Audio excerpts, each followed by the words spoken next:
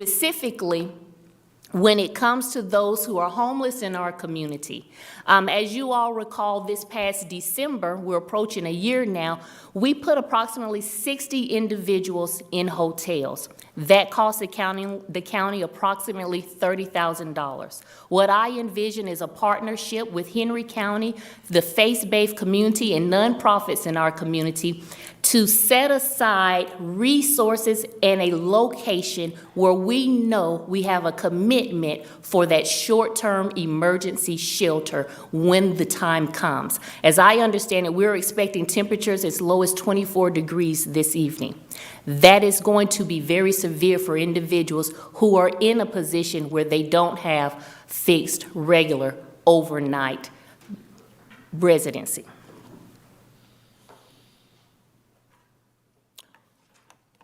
I'd like to ask David to come, and also with us is Mr. Kevin Johnson, our Director of EMA. The EMA department has been a partner, and we've been forging through this together to see how we can assist those in our community that are experiencing homelessness. The burden of housing those last year with the hotels, it fell upon his team. So he has direct experience of what that looks like, what involvement that called from for the county, as well as participation from outside sources.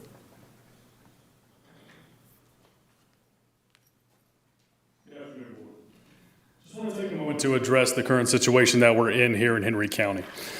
Tonight, we are opening a warming shelter for the citizens here that need a warm place to go. We were in the streets this morning. We were meeting with our homeless population, and they're worried that there's no resources available. Now, we've been working together with the community for a long time now, 1.5 years since I've been here, and there's a lot of people that want to help. There's a lot of people that want to get involved, but it's a huge undertaking when we're talking about establishing a full-time shelter.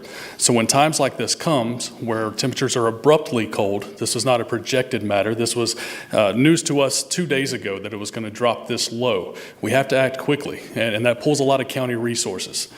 We've had experience in the past where we've had to put people in hotel rooms, but we deal with hotel damage, we deal with property damage, we deal with incidents with other departments that don't go well, and it hurts relationships that we have established here.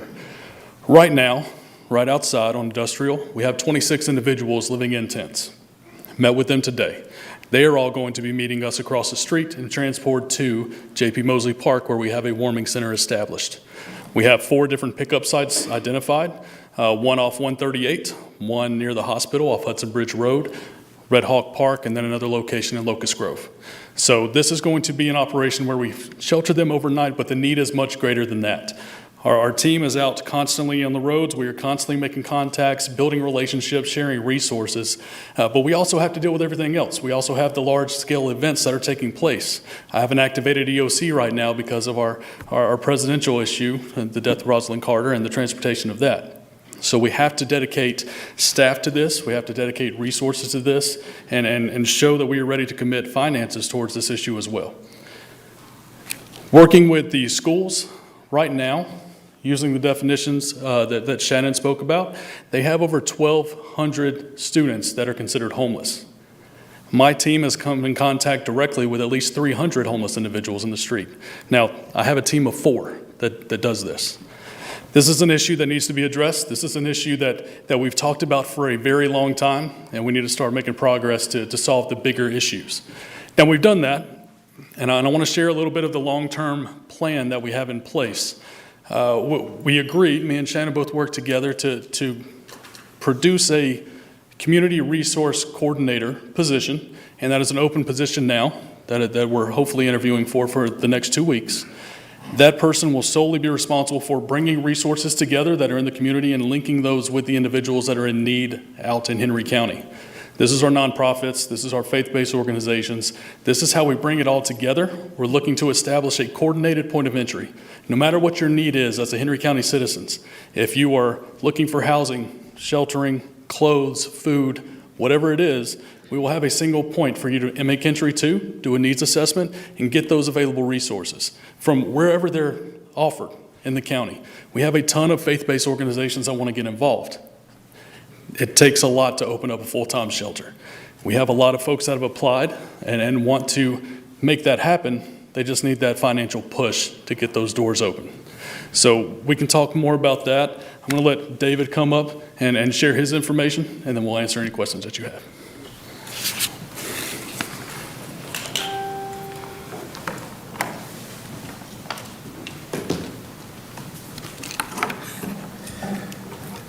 Good afternoon, Madam Chair, Vice Chair, Commissioners, and the Henry County community. What you've just heard from Ms. Sanyo is how we got here and what the Georgia Tech study said what we need. Then you just heard from Mr. Johnson, who talked about the situation that we are in. He talked about the resource needs. He also talked about the financing that's going to be needed. My purpose here is to talk about an opportunity for that financing. Currently, there's about 800,000. That's what Ms. Sanyo talked to. The need that Mr. Johnson addressed is significantly greater than the 800,000 is going to be able to provide. All of us know here that the greatness of community depends on the compassion of its members. And so what I'm going to present to you today is a financing opportunity from the American Rescue Plan Act. So you'll see in this proposal how we can address some of the needs that you've heard about.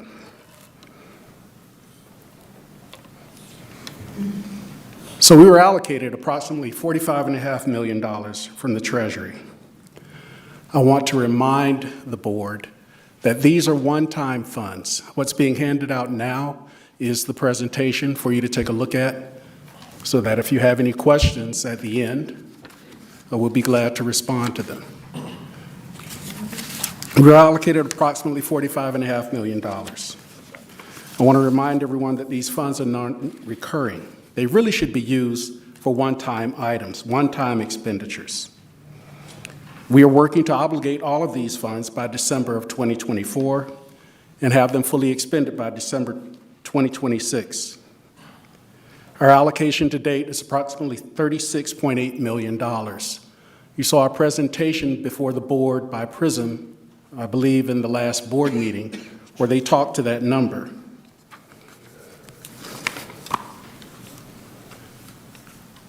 These are the allowable uses of the recovery funds and the identified Henry County priorities. This board prioritized the public health response. We prioritize the negative economic impact, water and sewage infrastructure, and revenue replacement. I'll define revenue replacement because that's where anything that falls within the general fund category, we can use it like general fund expenditures. For us, it was a reserve for emergency expenditures that didn't meet any of the other categories. Here's how we allocated those dollars to each of those categories. Public health response, $10.8 million. Negative economic impact, $7.4 million. Infrastructure, approximately $11 million. And you see the categories or the projects that we identified and designated to use those funds in.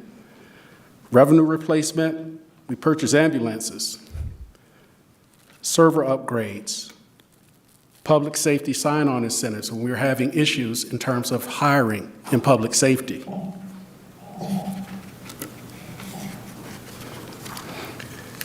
This is a number that everyone is familiar with that came from that last presentation. That presentation was as of June 30th. During that time, the numbers as of November 2023 is $8.7 million. So there was spending that was going on during that time in all of those categories.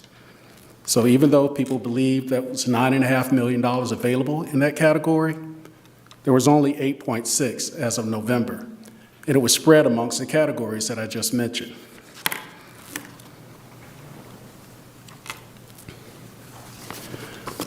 We conducted a survey back in 2021, 2022 of our community that wanted to know, and we asked our business community and we asked our residents, how did they want to see ARPA funds spent?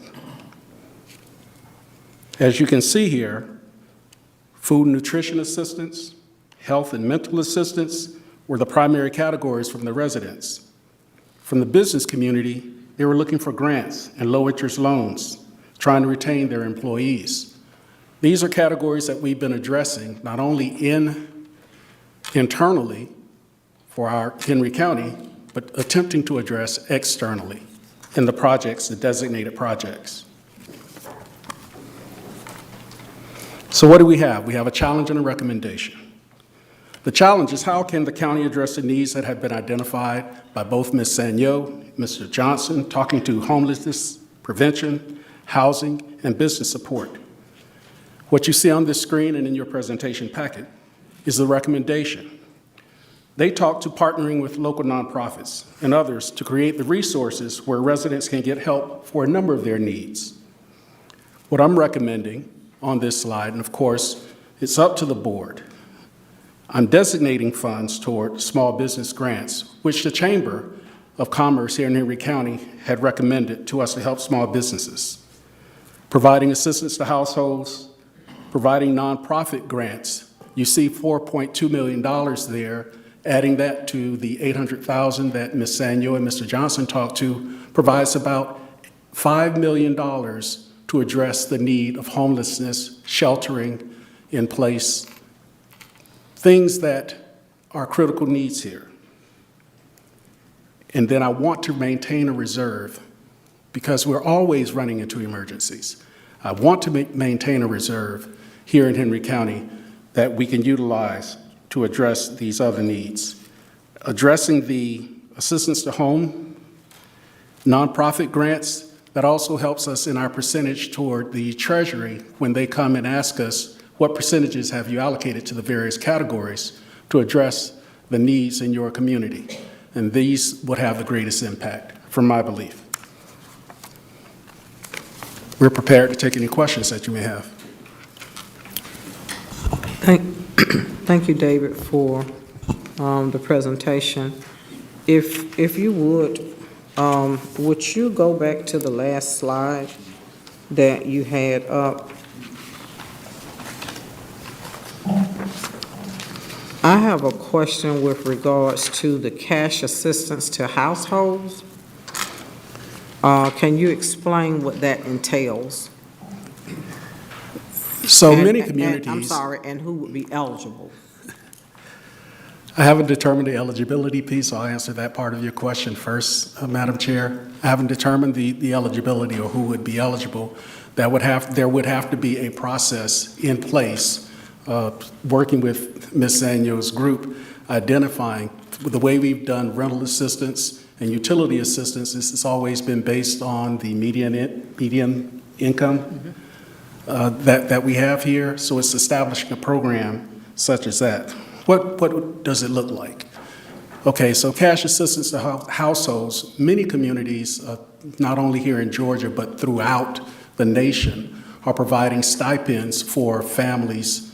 It's called like a guaranteed income program for them so that they can afford the housing. Here in Henry County, as we ran through our emergency rental assistance program, we saw rents escalate from $1,400 a month to more than $2,000 a month. And we've also seen the amount of people being evicted escalate from approximately $3,000 a month to $10,000. That's what our dispossessory list looks like.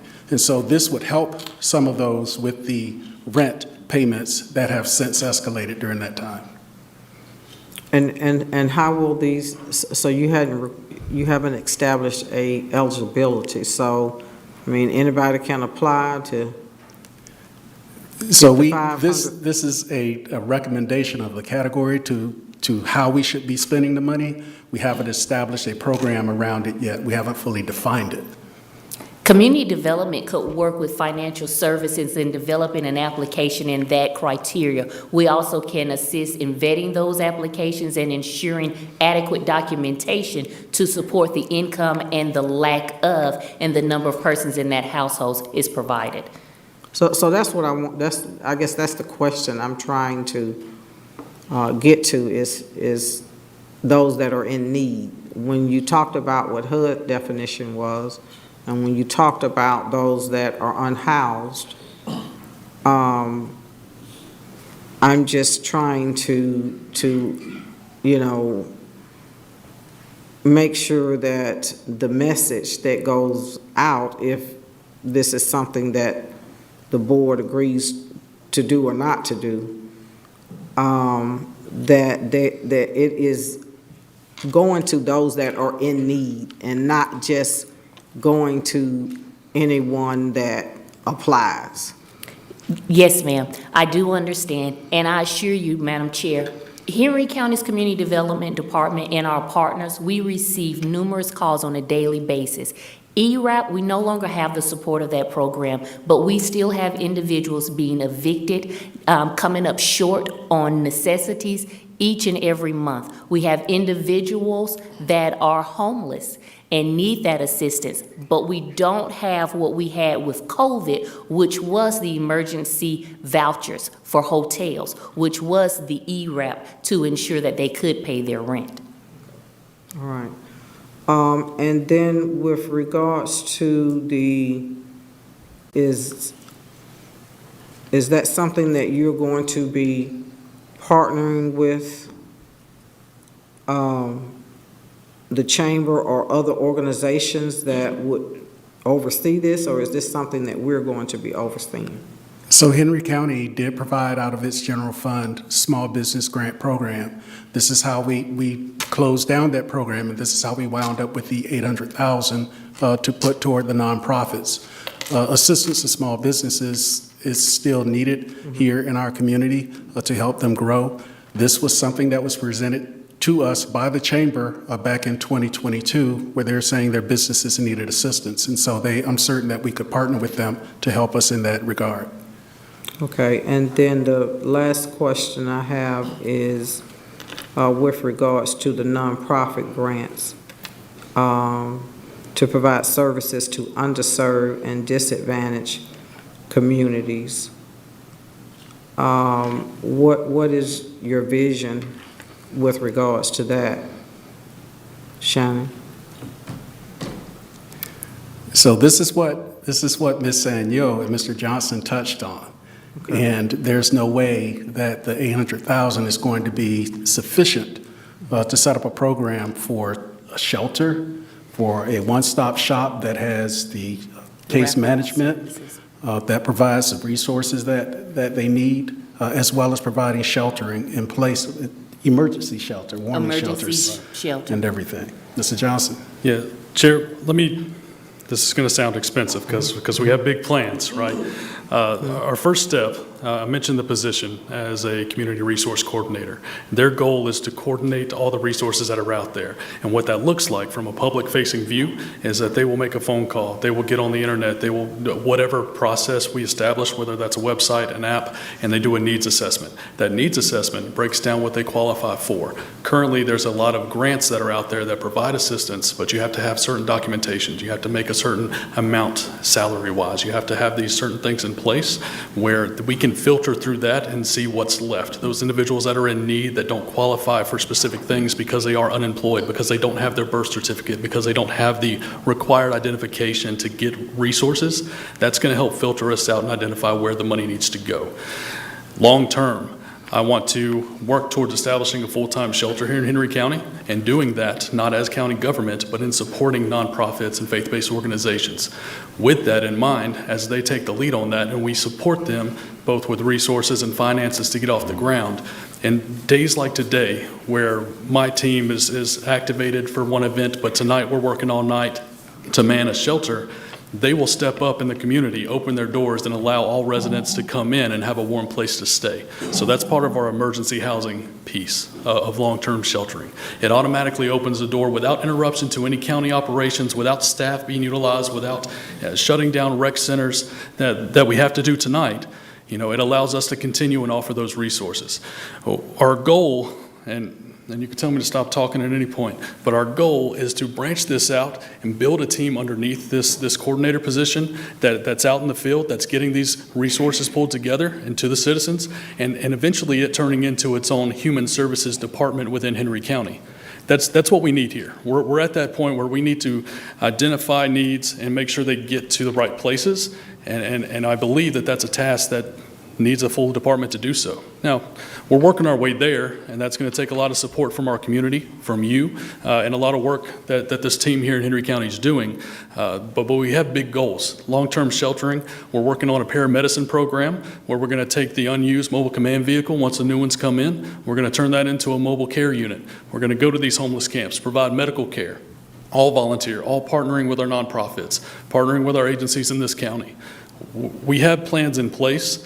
We just have to get those relationships built, get this position filled, and fund the places that need to be funded so that it reaches the citizens. $800,000 sounds like a lot to me.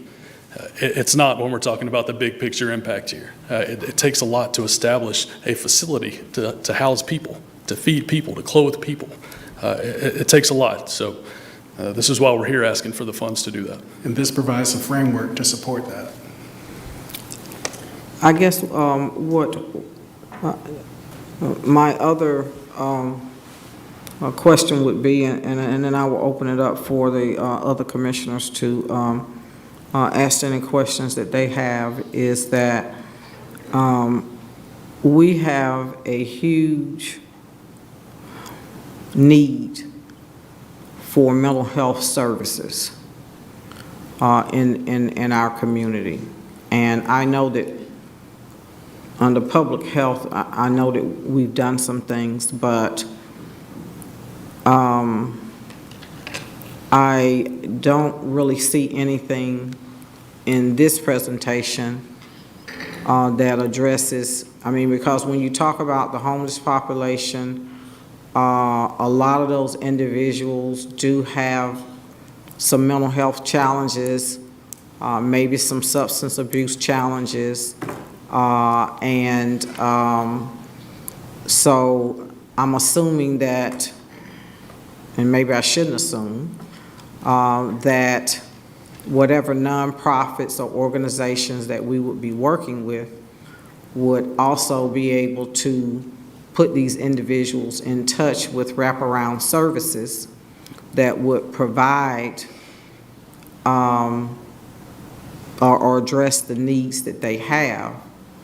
And in doing that, would those nonprofits be able to apply for this funding under the nonprofit grants as well? Yes, ma'am, of course. And we work those departments, those nonprofits into our game planning for this. A couple of numbers really quick. Just from 2020 to 2023, we've had a 75% increase in overdose and poisoning calls that Henry County Fire Department has ran. Since 2020, we've had a 108% increase in suicide calls, and this all connects to that mental health piece, right? So we're changing the game, and you've seen this over the past couple of years with Henry County PD and their on-call physician, our relationship with Hands of Hope and McIntosh Trail, an MOU was signed recently here in front of you all. This is the process that we're getting into. We have to connect with these nonprofits. We have to support them. We have to work them into our planning, and this is how we start that. And again, that's the focus for this position and this future department that we're establishing here. Now, I would just like to see, just to make sure that we are addressing mental health in our community. And I know that myself and Commissioner Thomas sit on a couple of boards that,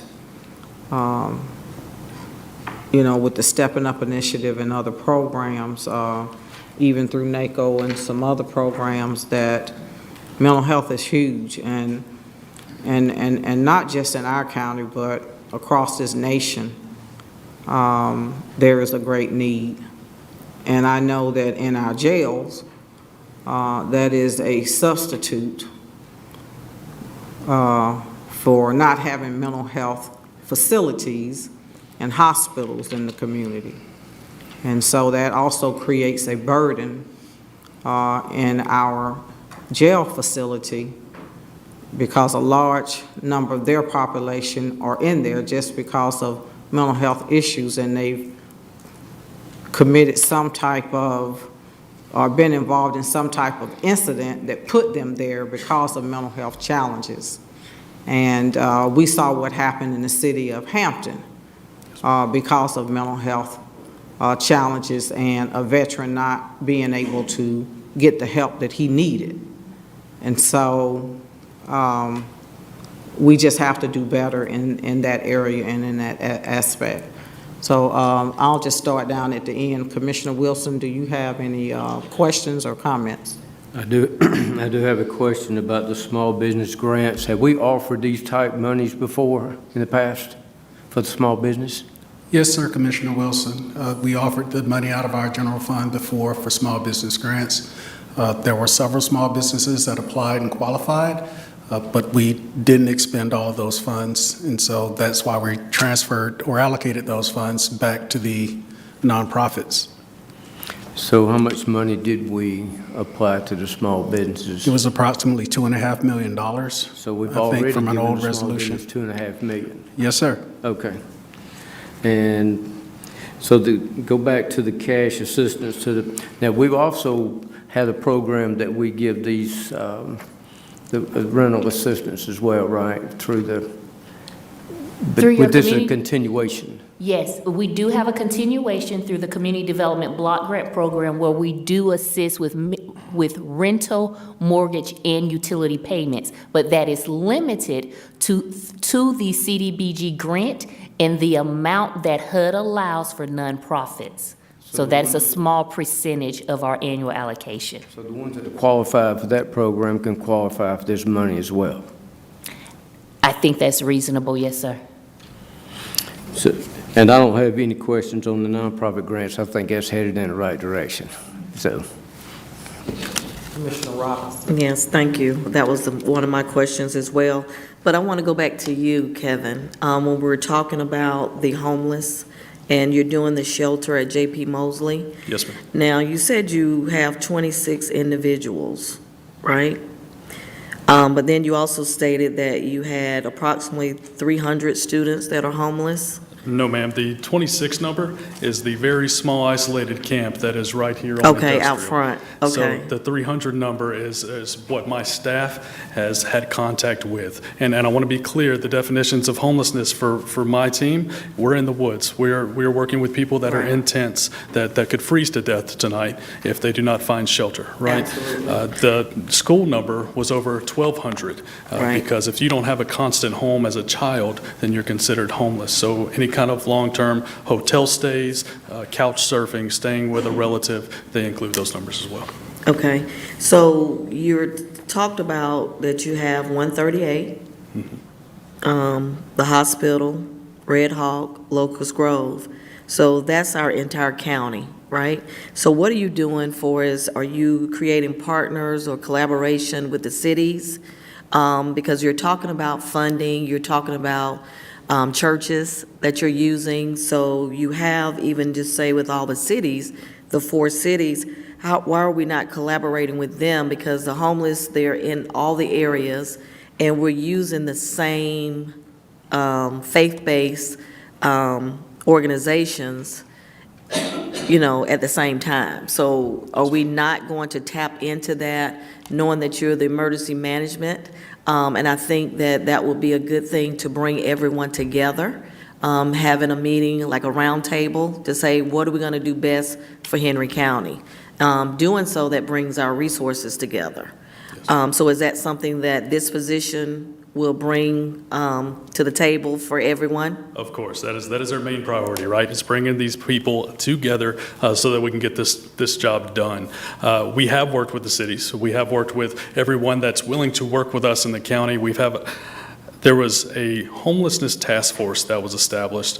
It went for about a year and a half, and it recently dissembled. But what we found is that we met every month and we kept bringing up the same problems, but we ran into this huge wall, and it was who's going to own it and who's going to pay for it, right? So we have a lot of people that want to get involved, but we don't have anyone ready to raise their hand and say, this is mine, I want to own it, we're going to make it happen.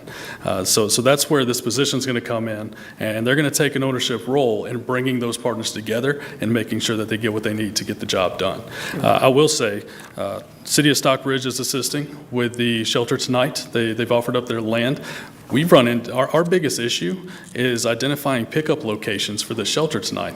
It needs to be very populated areas, and business owners don't want to invite homeless population into their parking lot and to be picked up and dropped off. So we were able to locate land outside of the hospital. We're not partnering with the hospital on this. We're right outside of the hospital where the Stockbridge clock tower situation is off of Hudson Bridge.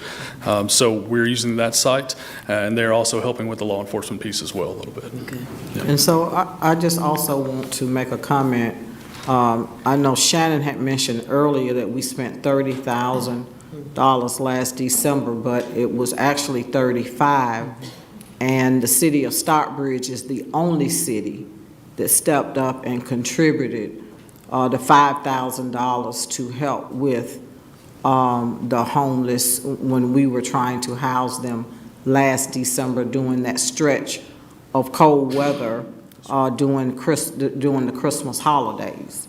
And so we have done outreach to the cities, but Stockbridge was the only one that stepped up. We had several faith-based organizations that did step up, but because they were able to secure hotel rooms, then we decided to go that route last year. We just have to continue our effort in trying to get our cities involved, because these homeless individuals are throughout the county, in the cities and the county. And so we just have to continue that effort, Commissioner Robinson. That is correct, Madam Chair, and if I could just add, from the beginning or the conception of this idea in working with the Atlanta Regional Commission, I did contact each of the cities. I believe all of the city managers, if not their mayors, did submit a letter of support for our application to the ARC. So they were in support of this process. We also provided their contact information to Georgia Tech, and many of them participated in the stakeholder meetings and interviews. Great, thank you. I just don't want us to put a Band-Aid on it, because like now, we know it's cold, and we're just having to, we just came up with this, so we want to make sure that we're being proactive, going forward, because we know the winter is coming, and we just need to be prepared and have everyone at the table, so. Yes, ma'am, and I want to touch on this just for a second, because my department does have an emergency sheltering plan in place, and I say my department, but it's our whole team here, right? JP with Parks and Rec, we meet with him, we meet with RISC, we meet with Tie in Transit, and we've produced a emergency sheltering plan, which you're seeing here. And a lot of people question us. We get a lot of phone calls, are we opening a shelter? There's specific thresholds that are met before we activate an emergency shelter. In this case, for cold temperatures, it's 28 degrees for over 4 hours. So that is what triggers us. Hopefully, and then being the weather guy of the county, it's my least favorite part of my job, but we hopefully have more of a projected timeline on when that weather comes to us. In this case, we did not. So we were able to, because we had that plan in place, activate it quickly with about 16 hours notice. But in the future, there's going to be a lot more coordinated approach, because we can make the decision to activate a lot sooner. Thank you, Kevin. Thank you to your team. Commissioner England. Kevin, a couple questions, if you don't mind. Do we have, sorry, I've got my mic turned around. Do we have anybody in the nonprofit community that's willing to step up and make the investment into a homeless facility for our county? We have faith-based organizations that are ready to do it. We struggle in Henry County with the large nonprofit base coming in and setting up shop here. A lot of our larger nonprofits are working between multiple counties. It's the Henry, the Clayton, the Coweta, and they're bunching it together to where they don't allocate the staff here. My team's working really hard to get us a meeting with a couple of the higher corporate levels at Red Cross, United Way, and those foundations, so that we can partner them with our faith-based organizations. Like a lot of, we see this happening in northern metro counties that see a little colder weather than we do, where United Way partners with a faith-based organization. They have a full-time shelter established, but it also doubles as an emergency shelter when needed. That would be our long-term goal, is to have that process established. We just have to get the buy-in from the nonprofits and help with the resource requests and needs that they will have. So in thinking about the money, especially that we got nonprofit grant money that's available, can we make some ties with that nonprofit grant money to encourage that so that more money is actually flowing in that direction? Yeah, that's our goal. Yes, sir. Is that, I'm trying to, that's the goal that y'all are trying to accomplish? Yes, Okay. sir. And if you had an amount of money that was not the 800,000, take that off the table, what would that amount of money look like right now? I think 5 million sounds fair. I was gonna say 10. 10 million sounds fair. It's tough to say. We Yeah. got to, really look in and dig into where we stand with the different faith-based organizations. Ideally, we can have 3 shelters established in the county, one, south, central, and north, and make that function. But we have different faith-based organizations that are at different levels of readiness, right? We have some that have a food pantry and a clothing cabinet and all of this stuff already established, and they have people staffed ready to work the shelter. They just don't have the facility. We have some that have a facility but don't have the staff and security and all the other needs. So it's really establishing where each individual is at, and through this grant process will help us do that and allow us to partner them with the nonprofits and get them to where they need to be to open the doors. Okay, I was just going to say, my thought process is we have been very kindly given a pot of money that is not directly from our county taxpayers, and it's not on their backs to have to pay for that. And I want to make sure that we're very diligent, and if this is the need that needs to be funded most directly to help address homelessness, and the issues I see when I'm on industrial as I'm heading to the gym, that we be very diligent in focusing as much of those resources as possible to the needs that y'all are bringing to the table. Yes, sir. So thank you. Thank you. Okay, so thank you. Commissioner Lewis. Hey, just first of all, just thank you, and I think the categories that you have recommended for us, the allocations, I think these are spot on. I think they're fair, and I do agree with a lot of comments of the previous commissioners. Looking at the nonprofit grants and also the emergency fund, David, we do. My question is, we do have a couple of organizations that are already operating within Henry. I recently took a visit over to the Southern Crescent Sexual Assault Center and Child Advocacy Center, who recently lost about 80% of their funding from the federal government. Is that an organization or that type of organization, would they be eligible for some of these ARPA funds? That would be an organization that would be eligible for these types of funds. Okay, very good. All right, thank you, sir. That's all I had. And Commissioner Thomas. Good evening, and thank you so much for the information you've shared so far. I do have a couple of questions, please. One, under the small business grants that you have here, was this not one of the categories that we had money left over before, when we had money allocated to small businesses? Yes, ma'am. So my concern is, and then we reallocated those dollars, I believe, to another category after they were not used. So my concern is, as much as we know that it may be needed, will we be able to actually get it dispersed properly this time? That's my concern, instead of having it sit here as it is, or maybe we should reduce the amount. So I want you to think about that whole process that you went through before. And the second thing is, I believe before for the small business grants, it was managed internally. Yes, ma'am. And one of the reasons it was managed internally is that we knew that a lot of the smaller businesses were comfortable or more comfortable working with our internal staff more so than the chamber. And that's another concern of mine, that everybody's not a member of the chamber, and some of them definitely do need assistance. So the process of distributing these dollars is one of the things that really need to be, there needs to be a more in-depth discussion, simply because we had problems distributing it before. Not that the money was not there, we could not give it away. And then because we could not give it away, it was reallocated to another category. So I'm concerned about that number being where it is. The second thing is under the other category, cash assistance to households. I believe what was stated to me by a couple of individuals, that the goal was to try to find a way to help our households not repeat the cycle.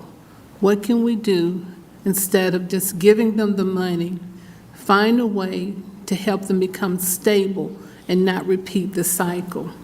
And I do believe, Ms. Shannon, that was one of the discussions we kind of had in short term.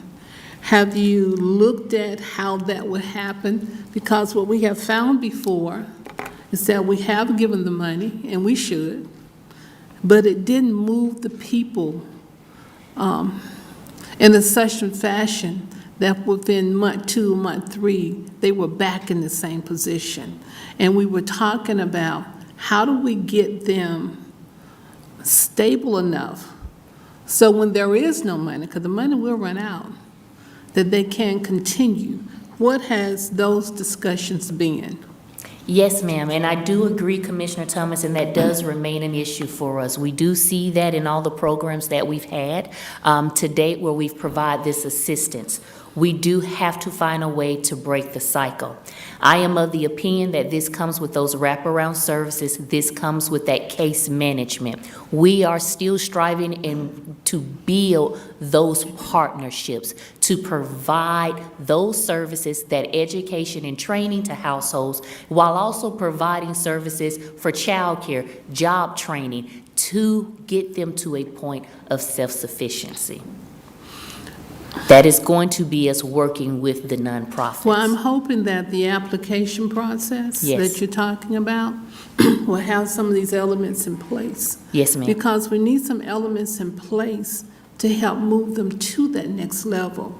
And if we continue to just inject the money, and we've had this discussion before, and I know you're trying to give me a palatable answer here, but we need to find out what that's going to be. What can we tie it to? What can we wrap it around with? So that when you don't have those monies, and I've sent so many people to you, you probably don't want me to send any more people to you because I've sent them 2 community block grants. How do we move them to that level of self-sufficiency so that you won't see the same person again? Is what I would like to see added into this application process, okay? Understood. And then have some type of, I don't know if you will need some type of group or task force to help you with that, but we do need to find that, because if not, they're going to be in the same position again. The same with our homeless population that's moving to the area. When it's determined that we are willing to help our homeless population and going into the woods like you're doing, and God bless you for doing it. I believe me, and I say that again, God bless you for doing it, because that's more than a job, it's a ministry. When you're encountering what's there, have you been able to try to document what put them there? Yes, ma'am. That's one of the things we try to do every time we're in the field. We try to make sure that we have their location. We talk to them about how they're receiving notification of opportunities for resources through the county, and then we talk about what made them end up there. A lot of times it starts with substance abuse and mental illness. A lot of times we hear about the struggles through the COVID response and how they were laid off and didn't have anywhere else to go. We hear about the housing market and the high rent. It all comes down to them not being able to sustain the cost of living with their current situation. And we're seeing a big increase due to the COVID situation that came here and shut down shop for a while. So a lot of people have not fully recovered from COVID. Correct. And I understand that from some of the people I've had to work with personally, that there is a population, even though that started in 2019, 2020, have not recovered from the effects what COVID has done.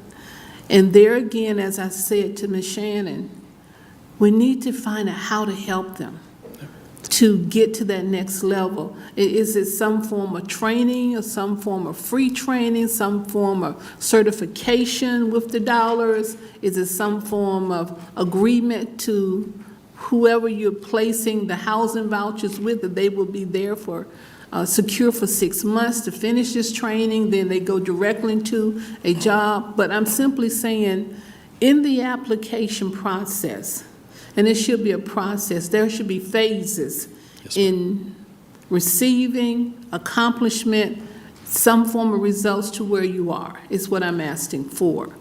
I think your dollars are fine, we need the dollars, but there needs to be some more accountability there.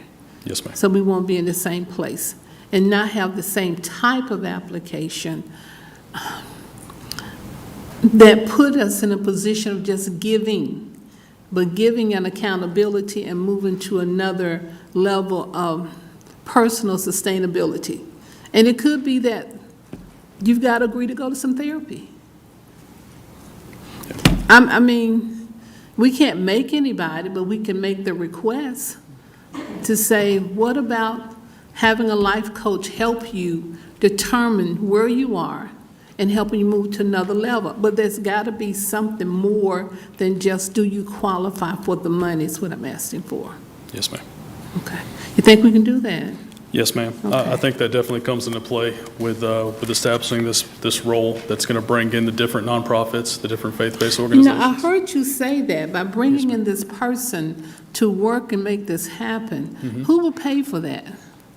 That's going to be under the emergency management staff. So be a part of your staff to make that happen. Yes, ma'am. And the reason why I asked that, because we'll probably end up doing that for everybody. I'm assuming for all the cities and everyone, correct?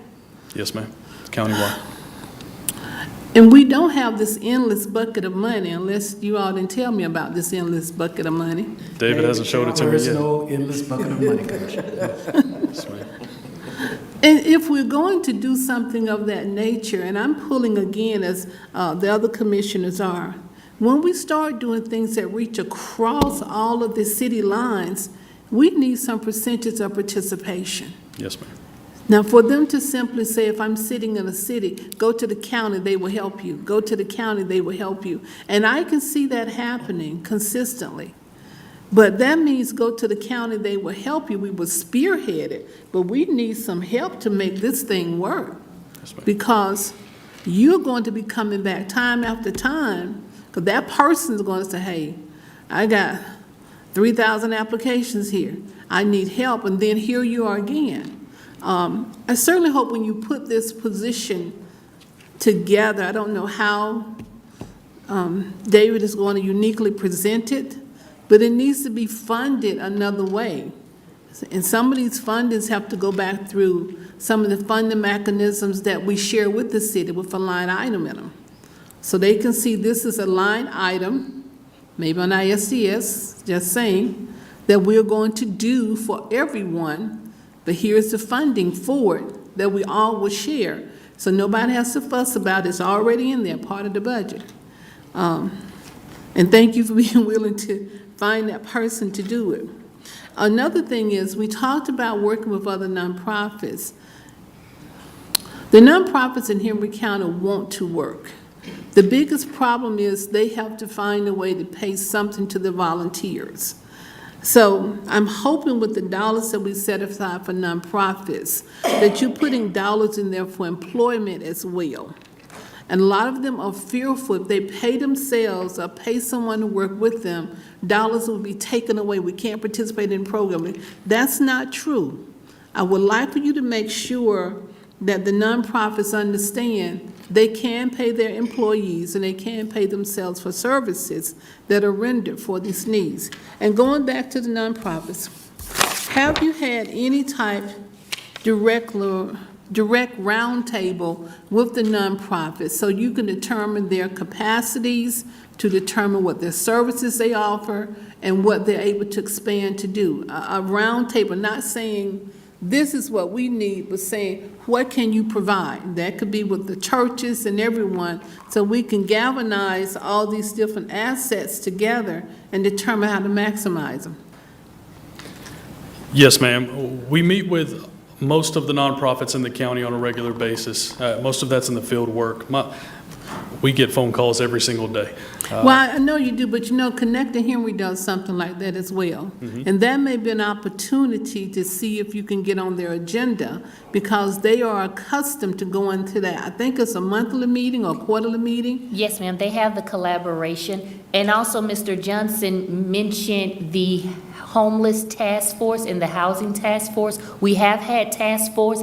Those only stopped meeting this past summer, but prior to that, that's exactly how I would describe it, Commissioner. They were roundtable discussions where we did get that information on who can provide what gaps there are, where we need to find additional providers for services that are not currently being provided, and what those needs are. Well, I'd certainly like for you to provide that information to us. Yes, ma'am. So we'll Those know were with- exactly. Those were with Connecting Henry, and those meetings were done via Zoom, as I recall, and most of those, to my knowledge, were recorded. We can make that request for you. Okay, make some type of report so we can see what it is, the gaps that we're missing, because we need to hear from them what their capacity is. And that way, we're not telling them what we want, but we're saying, let's do an assessment of where you are, then maybe do an assessment where we can move you so you can help serve the community. So that would be one of the things I would suggest as well. And checking my notes here. That's the, okay. I think that's my notes for the moment. Thank you, Madam Chair. That's it I have for the moment. Okay, thank you. I guess one of the things, are we engaging Southern Crescent, or could there be some engagement of Southern Crescent Technical College? Because I think one of the challenges that those that recently have been facing eviction is because of the high rents, the increase in rents. I know that this upcoming session, that legislators are looking at putting rental caps, because rents have increased, more than 3% or 5%, and if you are on a fixed income and you're working and your salary is this set amount and your rent goes up $400 or $500, then that's not in your budget to cover. And that is a lot of the issues that we're having now with the evictions, is because of the astronomical rents that have gone up. And so trying to maybe get those individuals in a space where maybe some additional training, where they can, seek out opportunities that would pay more for them to be able to provide for their family. I see that as being one of the huge problems right now that we're having. Yes, ma'am. And the education and the job skills trainings, those are also part of the wraparound services as recommended in the plan. Okay. All right, great, thank you.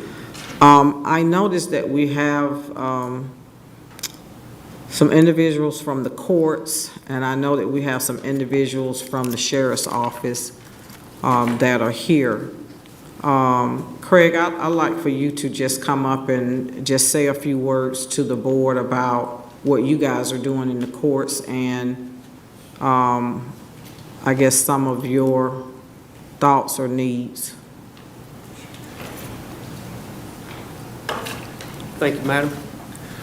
Good afternoon, everyone. Well, as far as what the courts are working on, we're trying to also address, obviously, homelessness and, of course, mental illness. And everything that the accountability courts do involves both, mainly with mental illness and co-occurring substance use disorder. So we've been working on integrating some efforts with Stepping Up.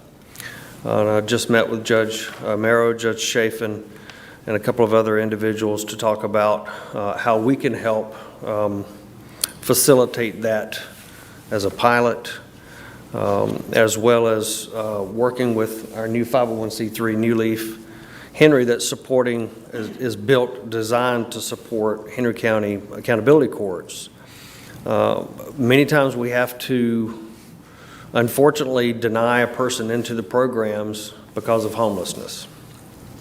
So they don't have anywhere to live, they're not able to have transportation, and that's been a goal of ours for the last 4 or 5 years to help develop that. So this is of keen interest that if we can have a person who was either formerly residing in Henry or is losing their residence because of their involvement in the criminal justice system and their addiction and mental illness, if we can have them a place to go to and live temporarily so we can get them stabilized on their feet, that will be a big win for this county and the court system. That's just kind of I could spend the rest of the afternoon talking about this, but that's kind of a new focus we're looking at to help increase our census and reduce the pressure on the jails. They're overwhelmed, obviously, and we've talked about that before. You've heard that. 3 times as many people are in the jail than should be that have mental illness, and they don't belong there specifically. And so we're gonna work along with them as well to help reduce that. Okay. It's kind of a recap. Thank you, Craig. Yes, ma'am. Does anyone from the sheriff's office like to come up?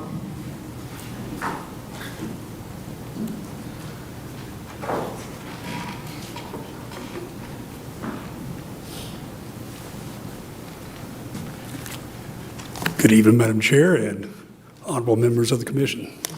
So for the Sheriff's Office, obviously, we have the mental health capacity issue that we're continuing to deal with. If you look at last year to this year, our transports just of emergency medical health, which includes our mental health, is about 35 to 38% increase over last year. That's to take them to the hospital, maintain that coverage.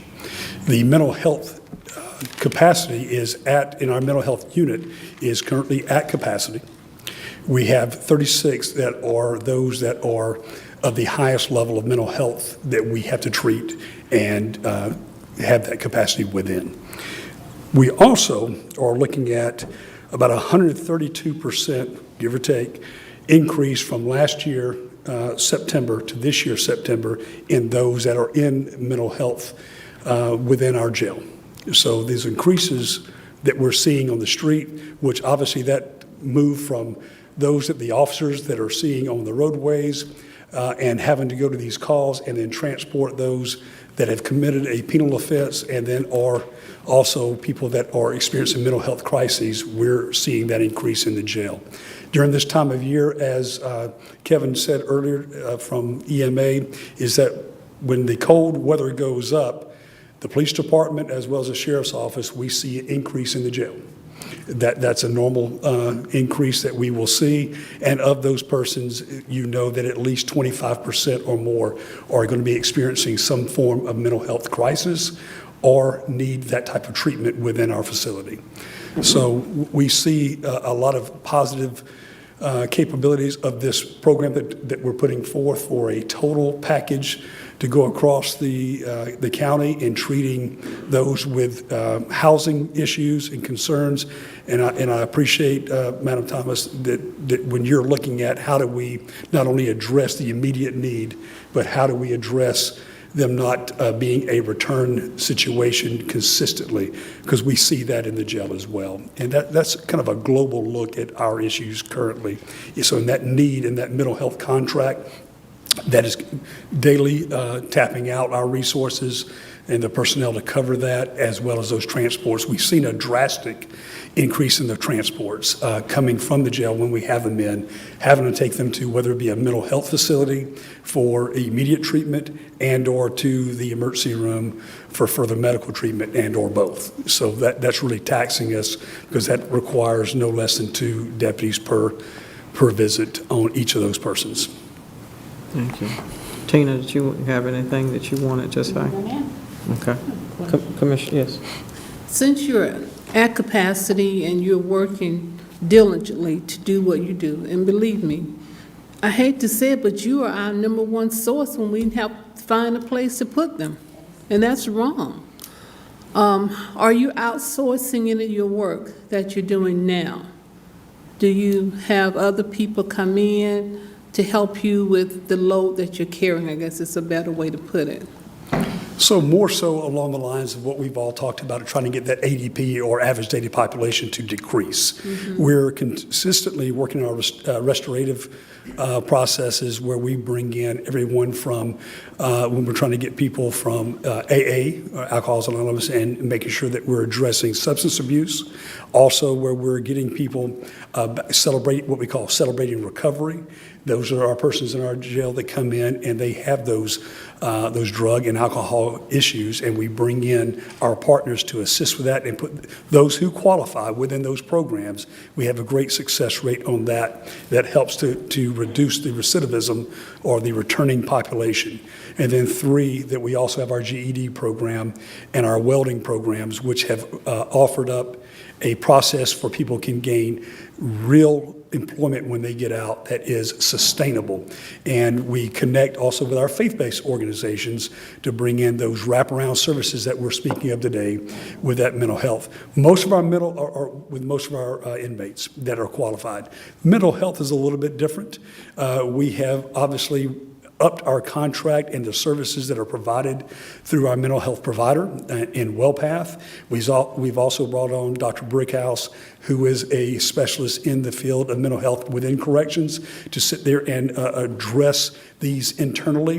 And then lastly, which more things are surrounding them, but lastly, we have worked very diligently over the last several months to create that mental health ward that we did not have previously.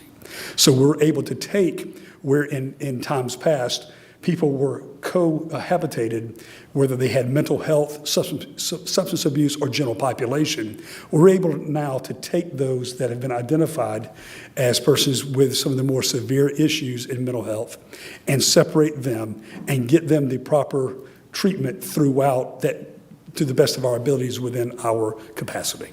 Now, that ward you're talking about, that you're able to separate those who need mental assistance, do you feel like it's well equipped now? Is that something that you need help with, or what? Mental health is very important to me. My family has suffered greatly, and so I cannot look at any person as if they are less than a person, because I understand it can take one thing, just one thing, to make them go into another direction. And you wonder, is that the same person? And it can be something as simple as, that's my coat. And it can make that person go directly into a rage that you're wondering if they should be locked up. So my question is, when you think about this ward you've been able to set aside, do you feel like it has been equipped or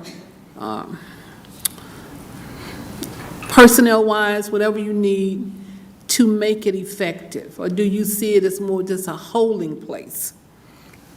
I'm going to defer and let Colonel Daniel work on this, because absolutely we feel like we have a lot of good success, but we have a lot more to move on.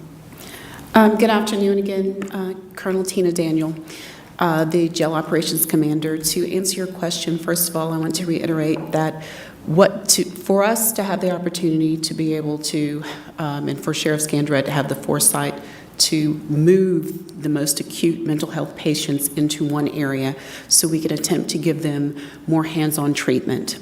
It has been a success.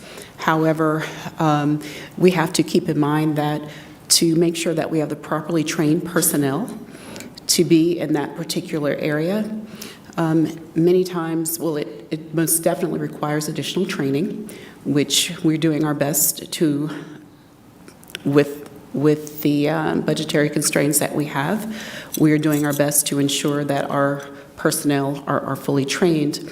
It does take additional personnel than it would in an ordinary housing unit. In addition to that, you're going to have to, the personnel, you want a higher, a more knowledgeable and a different skill set for the people that are actually working there, which is many times means a higher rate of pay to include that additional training. And when you've got someone working in that particular housing unit for weeks, months, days at a time, it can be taxing on that individual. So we want to make sure that we're also providing them with the resources necessary.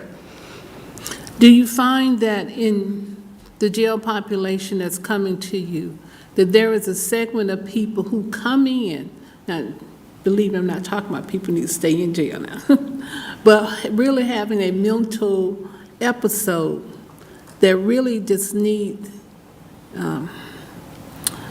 almost like an outpatient therapy, don't need to stay in your facility, but definitely need to be captured as follow-up in an outpatient situation that would help reduce your population, but yet allow you to, again, you shouldn't be the hospital, monitor the action of these people.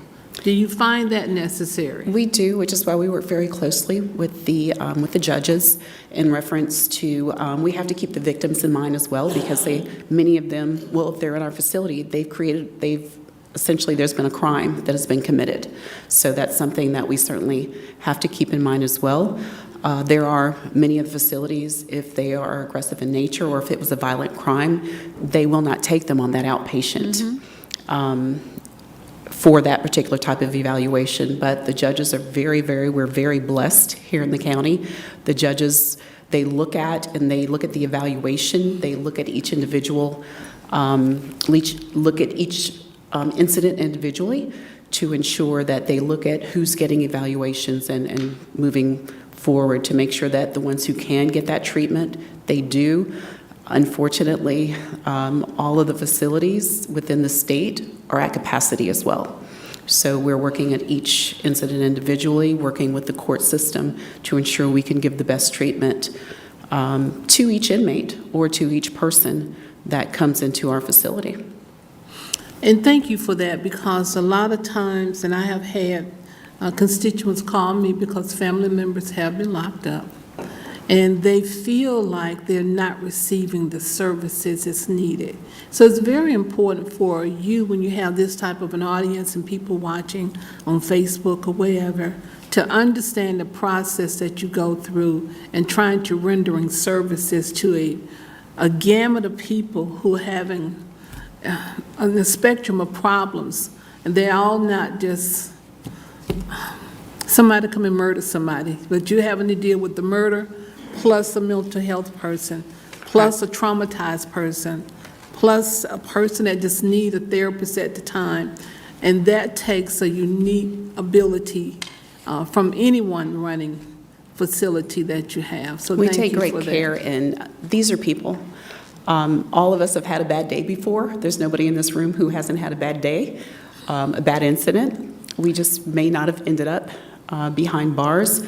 However, this is somebody's son, daughter, mother, sister, brother, and that's something we certainly take into consideration, and we understand that we are charged with ensuring the care of everyone that's in our facility. And what else do you need from this board to help in the capacity of running and managing this gamut of individuals that come through, stop, pass through, not to return, I'm saying, to your facility?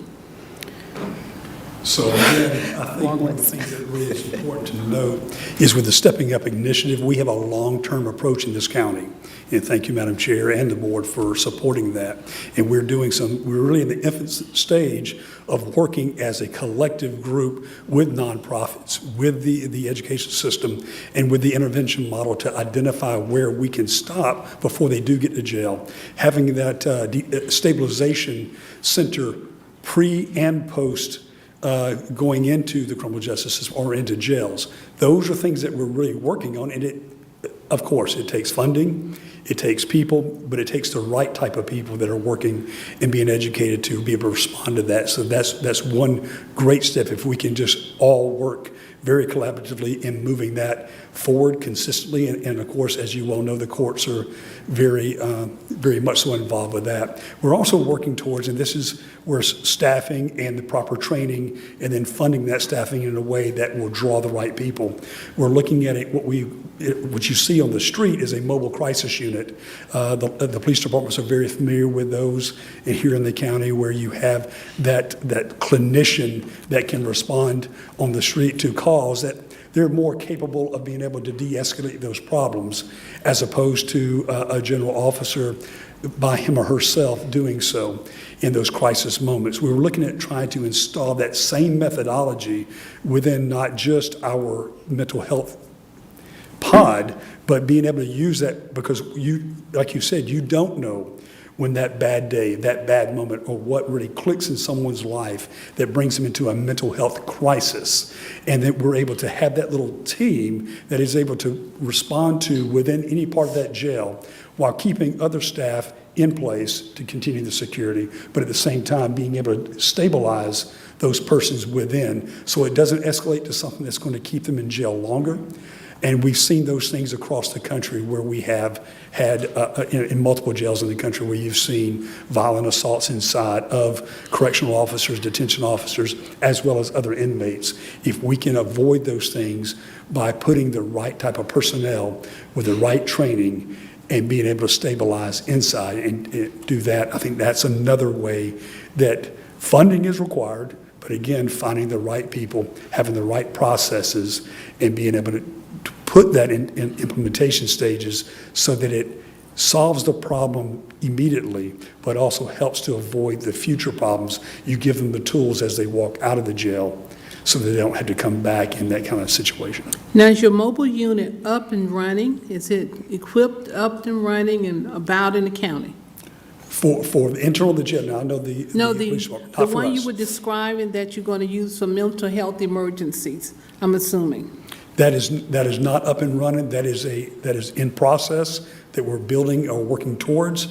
Of course, within our mental health contract and provider or contractor provider, we certainly have those clinicians that are able to respond in the manner that we need, but it's at a much lower level than we are with the capacity of mental health persons. Because again, we're at approximately 25 to 28% mental health that we can identify currently within our population of 825.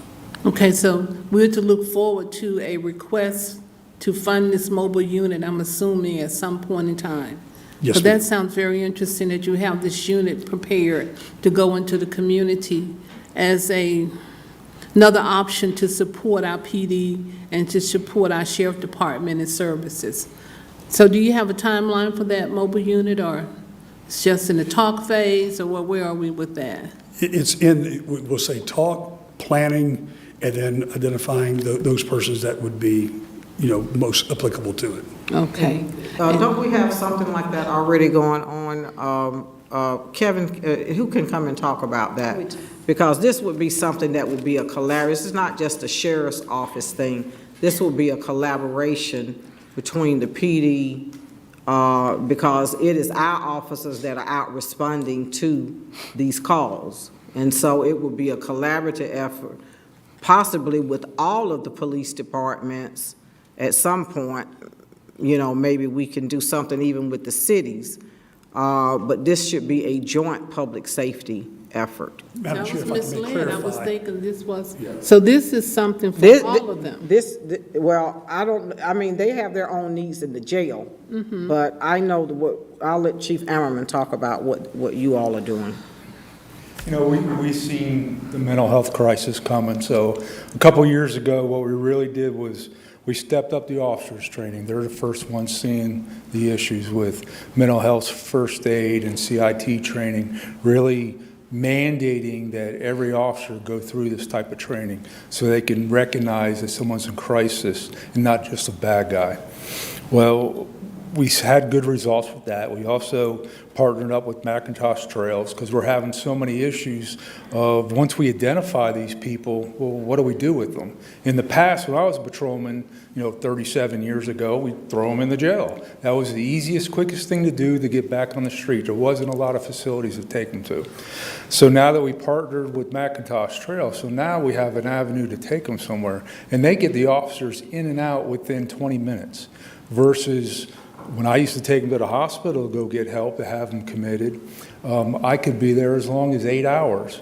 Well, I assure you, not forgetting from where I come, a police officer doesn't want to do that. They don't want to sit at the hospital for 8 hours. So now they had this easy avenue to take on the McIntosh trails, get them the help they need, and get them away.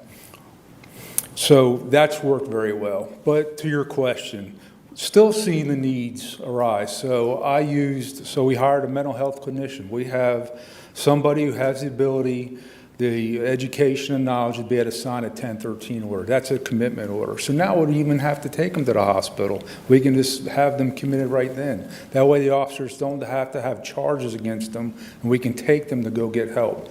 Now, the way I did that for Henry County PD was I used the Red Speed funds, the school traffic cameras. Those funds are paying the salary for that, so it's no cost to the taxpayers. It's only the ones who want to speed through our school zones. They're the ones paying to help the citizens of the county. And it's worked very well for that. So yes, we have that program in place. If we have the need, they can come out on scene. If we don't have any charges against anybody, and actually sign the commitment order right there. So getting back to my question, this is the mobile unit that I'm referring to, right? That's what you're referring to? Yes, they can go in the field. And so anybody in public safety can call for support of this unit to come on site? Yeah, we can do that. Okay. Well, Normally, the way Henry it County was being PD is the one that gets all the 911 calls, so it's very advantageous for them to have that right now, yes. Okay, because the way it was being presented and the way we were having this conversation, I thought we were looking at a unit that the sheriff department was trying to get up and running. But you're saying we have a unit, it's there, you staffed it already, Yes, and that ma'am. anybody in public safety can call for that support. Sure. Okay. That was my question.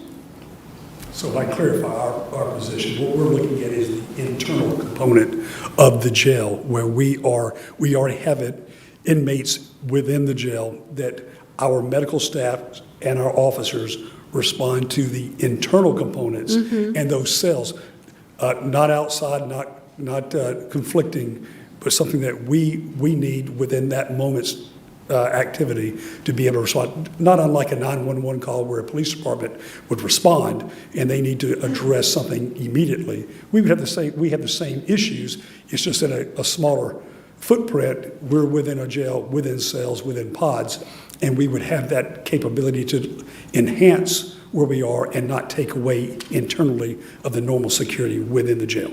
I got it. There are two different Yes, ma'am. objectives here, and hopefully with the one that you're describing, some of them may not even make it to the jail at all, because you have McIntosh Trail and other places that you can direct individuals needing some assistance. That's what I was trying to get to. Yeah, especially with the misdemeanor type crimes. And then we also contact the courts, so they go through the process that way too. Okay, thank you.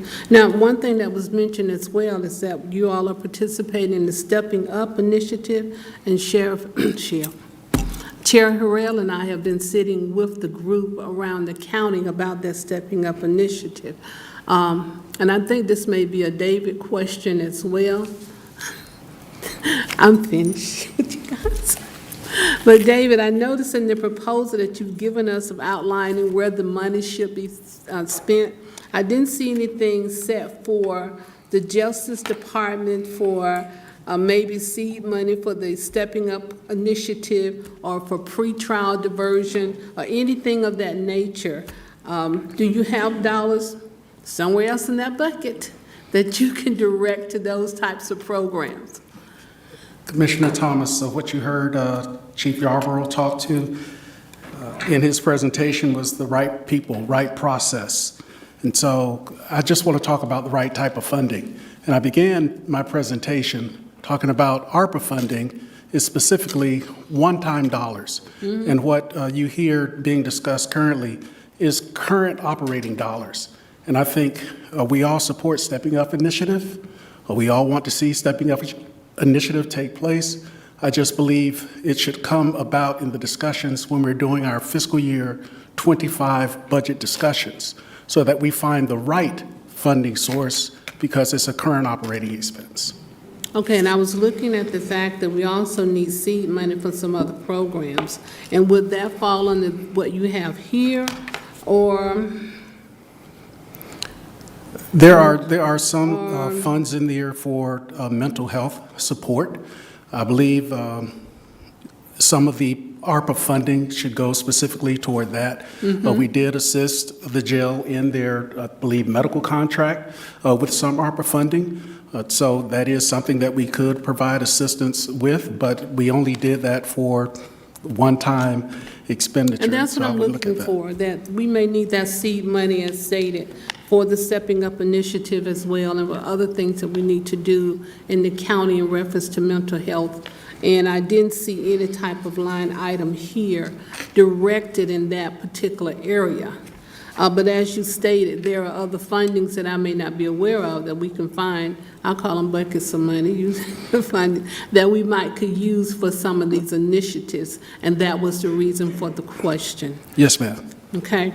Yes, ma'am. So we can review that for other areas or whatever, but I just want to let it be known that that's something we definitely would have to find ways to support, since that is the one place that we have to help us with our mental health, is public safety, which is sad, but that's where we are. Yes, ma'am. One of the things that we've done is we've consistently funded out of ARPA a lot of our internal functions here. As Treasury looks at our reporting, I would like to see us have more toward the human health services side outside our community, so that when they do look at us, we are providing those funds to external agencies such as our nonprofits that can assist us in that regard. Okay. Thank you so much, everyone, for the presentation. Thank you, staff, David, Shannon, and Kevin, and everyone that participated in putting this presentation together. And Chief Yarborough, you're exactly right. It's going to take continued collaboration with all of our public safety and our courts and everyone working together in order for us to address this mental health, the mental health needs in our community. Because after all, we are a community. And so we just want to make sure that we are addressing those needs. So what I task the commissioners to do, you've heard the presentation today. If you have any additional questions or concerns, please reach out to staff to get those questions or concerns addressed and answered. And so then the next time that this is brought back before the board, which will be in our January meeting, it will be an action item that we will, at that particular point in time, make a decision or take a vote on the disbursements of these funds. Outside of that, yes. In the recommendations that we have, which are the ARPA funds, I noticed that we do not have the presentation unless it's forthcoming on the opioid funds. Would that be done today or not? No, that will be done in January. I was told that the committee that was working on that, I know that we've had some conversations with the courts. I know that we have had conversations in the Stepping Up initiative and conversations with other departments and other agencies. And did you have a question? Yeah, I wanted to see if I could speak along. Who are you? Dr. Maya Spella Cummins from the. Okay, not right now, no ma'am. So what we will do is we will bring that about the opioids in January to our January meeting. I think the committees that were meeting still had some things that they had to finalize. Is that correct, David? Okay. So that will be coming to the board in January. Outside of that, the meeting is adjourned.